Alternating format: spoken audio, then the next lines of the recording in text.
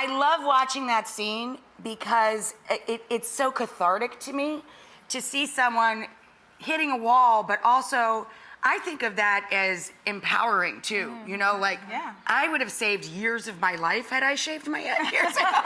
What was it like emotionally to do that? It was intense. I had been attached to the project about 2 years before, and I told myself, I was like, oh no, I'm not going to cut my hair, even though it's in the script. We can use a prosthetic wig cap. You know, you can do that in this day and age because the technology is so good, it looks real.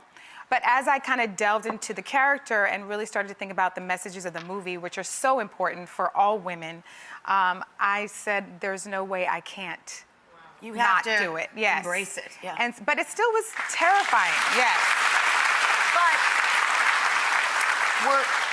Look, it's so gorgeous, though. I mean, give me a break. It's like Gail Ann Dorsey, you know, the really cool bass player from Bowie.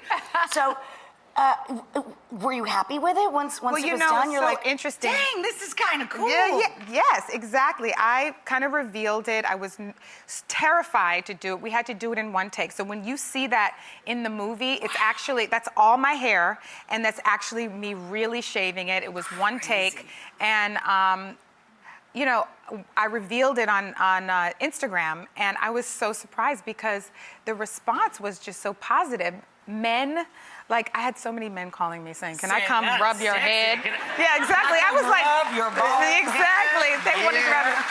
Women were, you know, just saying, you know, just like actually really encouraging me to keep it. I actually shaved it for a while after I finished. Sexy. Yeah, it felt really good. So give everybody an overview of the film. Yeah.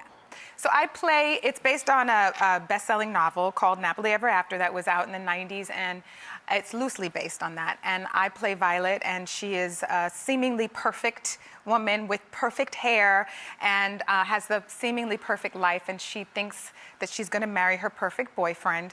And when her plans go awry, she kind of has a crisis, an internal crisis, and shaves off all her hair one night. And that kind of thrusts her onto a path of self-discovery.